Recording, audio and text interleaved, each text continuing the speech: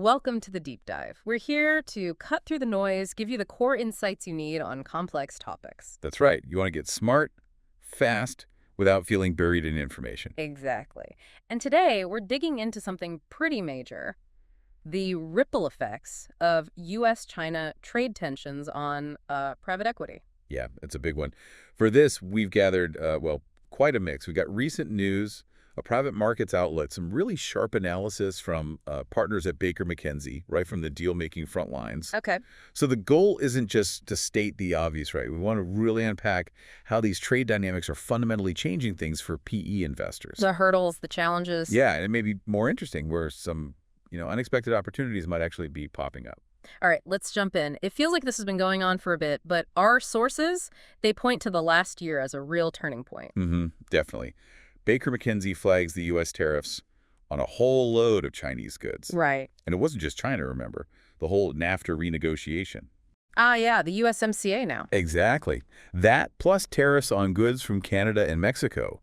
It just added, another layer of complexity to the whole global trade picture. It got messy. So, okay, for PE firms holding companies, what was the immediate fallout? Baker McKenzie touched on this, right? Yeah, they did. And it wasn't simple. It really Yeah. depended heavily on where a portfolio company's supply chain was based. How so? Well, if you were buying a lot of components or even finished goods from China, your costs went up pretty much overnight for some. Wow. But on the flip side, if your company was sourcing from, say, Vietnam or India or even closer, like Mexico, They might have actually gotten a bit of an edge. comparatively, yeah, Mm-hmm. a stronger position, at least temporarily. So like Baker McKenzie stressed, no clear winners or losers across the board. It was very specific. Very specific to the individual business, its operations, its sourcing. A PE firm with a factory in China faced different pressures than one sourcing from Malaysia, for instance. Really highlights the need for that granular due diligence, doesn't it?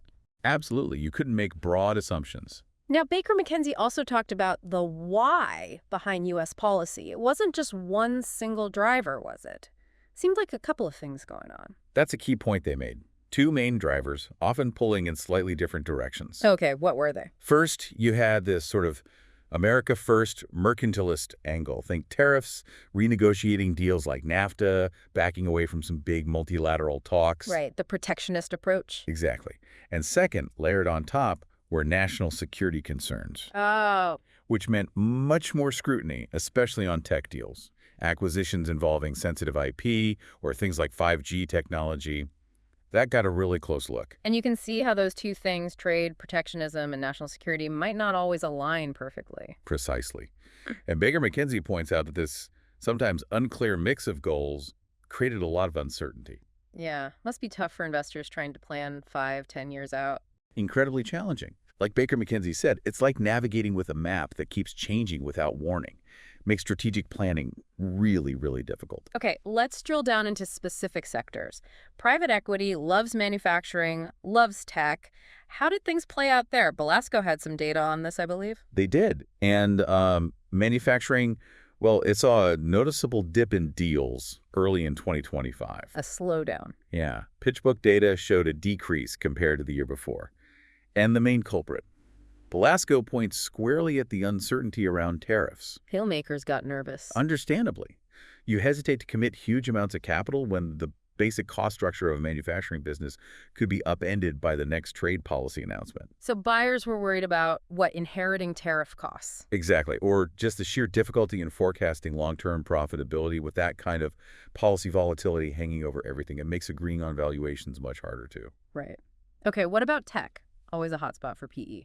Tech was, more complicated, a real mixed bag, actually. Belasco highlights that while hardware definitely felt the pressure, software as a service SaaS companies and other sort of digital-first businesses, they were largely shielded from the direct hit of tariffs. Interesting. So PE firms shifted focus. Seems like it. Belasco notes a definite trend towards software acquisitions, moving away a bit from businesses tangled up in those complex cross-border hardware supply chains. A strategic pivot, really. Makes sense. But which parts of tech did feel the pinch? Okay, semiconductors first. Belasco points out that existing tariffs on Chinese components were already pushing up costs. Right. And then there was this added worry about potential changes to the Cheap GPS Act maybe even introducing new tariffs specifically on semiconductors. Which is a huge deal given how critical chips are for, well, everything, but especially AI right now. Exactly. Higher chip costs could seriously slow down AI development and rollout. That has massive implications. Definitely. What else in tech? Hardware manufacturing. Think laptops, networking gear, telecom infrastructure. The physical stuff. Right. Tariffs on imported components directly meant higher production costs. Belasco mentions big names like Microsoft, HP, Dell. They were apparently stockpiling components. Hedging their bets. Yeah, and actively looking at moving manufacturing out of China, trying to build resilience against future tariff hikes. That's a major supply chain shift. So not just absorbing costs, but actively restructuring. For sure. And then telecom and 5G. Yeah. Belasco observed that restrictions on Chinese suppliers plus tariffs on network equipment really disrupted expansion plans, increased costs, operational hurdles. It hit PE-backed firms in that space too. National security concerns having very real economic effects there. Okay, shifting gears. Consumer goods. We heard there was maybe a strong end to 2024. Did that last? Belasco did note a strong Q4 2024 based on PitchBook data, but they also sounded a note of caution. Oh. The sector's still exposed to tariffs. They mentioned beverages as one example, and maybe more broadly the higher inflation we're seeing, partly because of these trade disputes. That squeezes consumers. Exactly. It likely puts pressure on spending, which hits valuations, and could dampen deal volume in consumer goods going forward. So that Q4 bump might have been, temporary. Right, the wider economic ripple starting to be felt. What about automotive? That's been in the tariff headlines too. Yeah, automotive actually saw decent PE buyout growth in late 2024, according to Ion Analytics data Belasco cited. But that positive trend now faces significant new headwinds. There was that recent, quite hefty 25% tariff slapped on imports of cars and car parts. Wow, 25% is huge. It is, and it's almost certainly going to disrupt automotive supply chains, pricing, and investor confidence in the sector. It throws a big wrench in the works for investment decisions. Hard to see PE firms not being more cautious there now. You'd think so. Sure. Belasco also makes a really important point about diversification here. Meaning? They highlight sectors that are just less tangled up in these direct trade fights. Yeah. Healthcare, professional services, SaaS, like we mentioned. They offer more stability. Relatively speaking, yes. It really underlines the value of having a balanced portfolio when trade policy gets this targeted and, frankly, unpredictable. Now, these U.S. tariffs didn't just happen in isolation, right? Other countries pushed back. How did retaliation factor in? Oh, hugely. Belasco stresses that the reciprocal tariffs from China, the EU, others, that added a whole new layer of complexity. So it wasn't just import costs going up. No, it hit U.S. companies relying on exports, too. Think agriculture, auto, again, industrial manufacturing.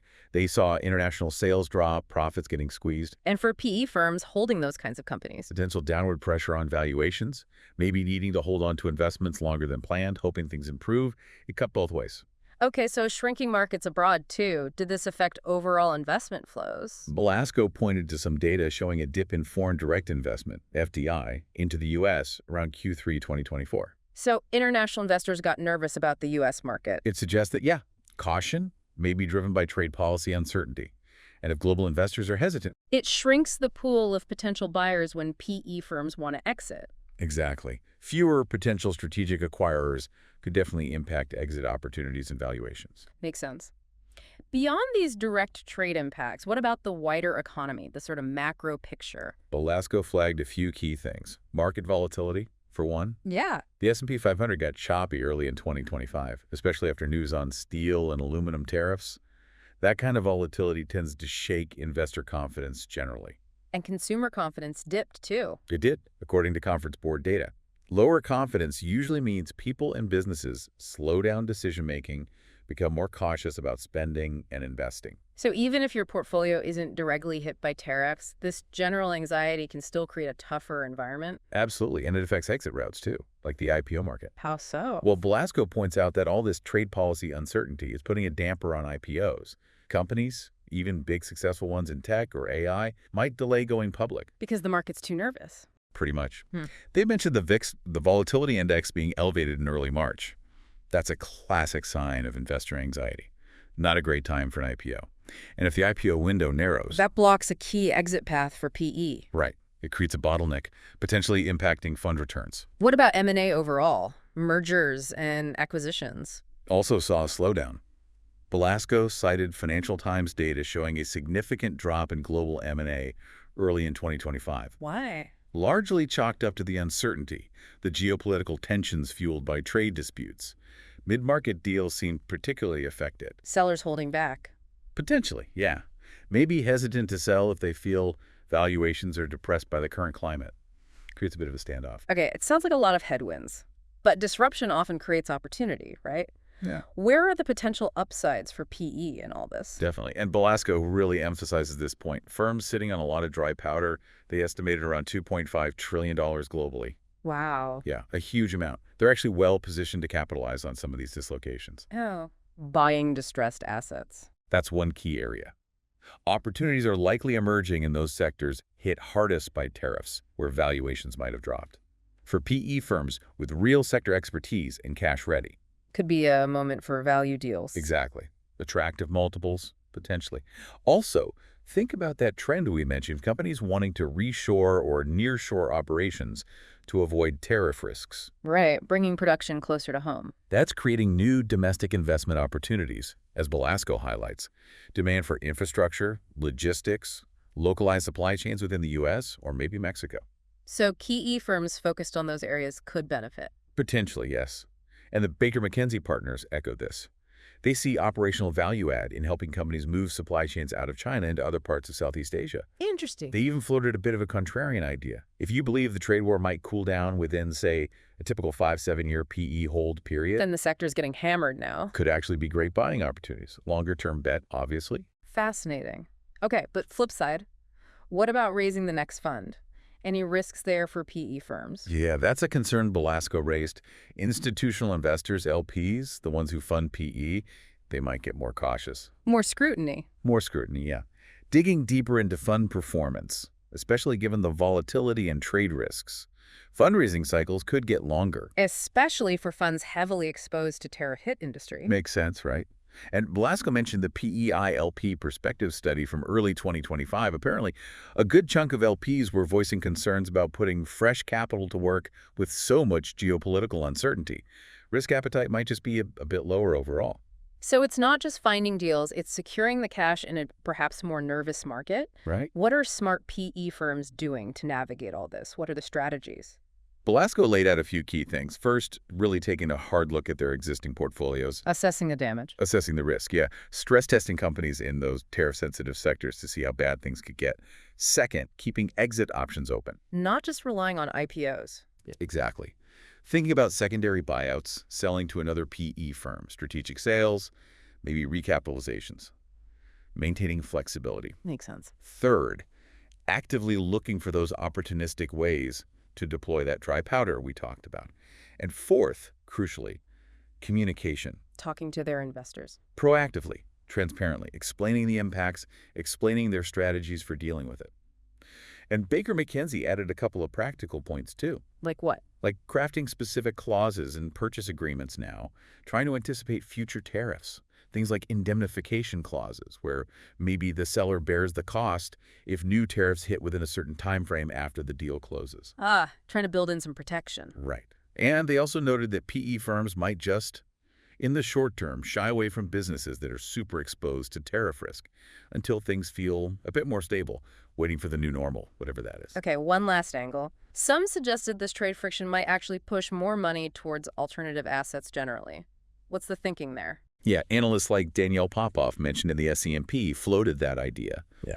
The argument is basically that if the stock market gets really volatile because of trade uncertainty, Investors look elsewhere for stability. exactly, they might shift more allocation towards alternatives like private credit, private equity, hedge funds assets, potentially less correlated with those big public market swings. And private credit was mentioned specifically. Samuel Rhee from Endowus highlighted private credit funds, suggesting they often hold up relatively well in volatile periods because they tend to be less tied to the day-to-day ups and downs of the stock market. So paradoxically, the trade war's challenges could, in the long run, actually drive more capital towards private equity and other alternatives. It's complex. It really is. It's definitely not a simple good news, bad news story for PE. It's this incredibly complex mix of challenges, risks, but also genuine opportunities. It just demands in constant analysis, agility, and a really deep understanding of all these interconnected effects. It really underscores how vital it is to stay informed, stay adaptable, and think strategically in this kind of environment. It's constantly shifting. Absolutely. Which leads us to a final thought for you listening. Given that these global trade dynamics are likely to keep evolving, maybe unpredictably, what new strategies, what different approaches, maybe even completely new areas of focus will private equity firms need to embrace, not just to survive, but to actually thrive in the years ahead? Something to chew on. What does PE success look like in this next chapter of global trade?